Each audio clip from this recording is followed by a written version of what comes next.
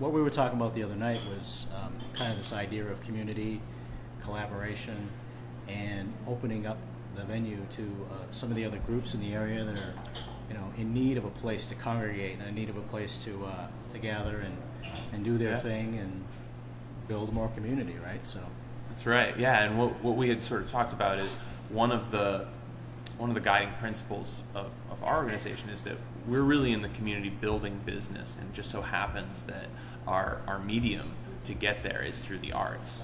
Traditionally, you can come to a show and be sitting with 800, 900 other people that you may or may not know in this room, and you all sit there together and you have this shared experience.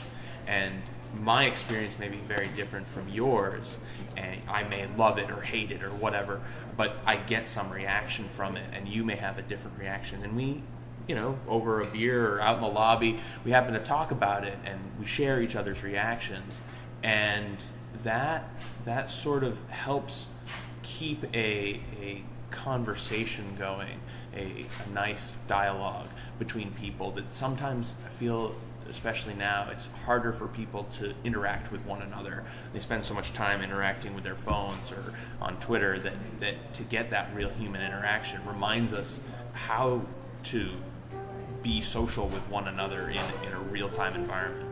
Yeah. And that's really important, increasingly important in these sort of plugged-in times, I feel. And so we sort of took that model, and we're trying to branch out from just strictly a performing arts center to doing more with community building, with technology, with leadership and entrepreneurship and mindfulness and innovation. So when people come to the music hall, they're not just coming to be entertained. They're coming to be part of a community, and they're also inadvertently, in some cases, showing support for the community, right? Because it is all about collaboration and community, and what you were talking about with the, the events happening around town, with the tree lighting and the trolley and all of that. It's just all a big ecosystem to help support the community. Right, and the music hall, as an arts leader, we rent the hall out to other nonprofits, about 40 plus 45 each year, to run their own benefits and sort of help them to run their events and maximize their return on putting on an event here. So we're helping other nonprofits as well. So that's great, and also there's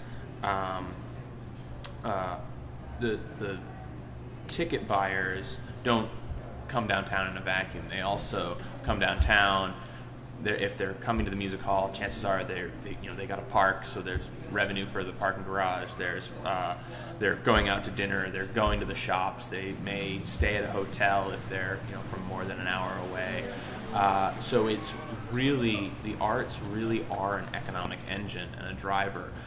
And the Americans for the Arts just completed a survey, and it shows that in non-ticket related spending, so outside of the music hall tickets proper, we're actually pumping $7 million a year back into Portsmouth economy.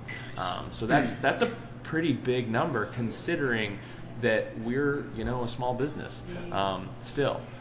We've got roughly 25 full-time employees. So I think that's a real testament to the community that has come to support the music hall, and they come to the shows and they give money to become members.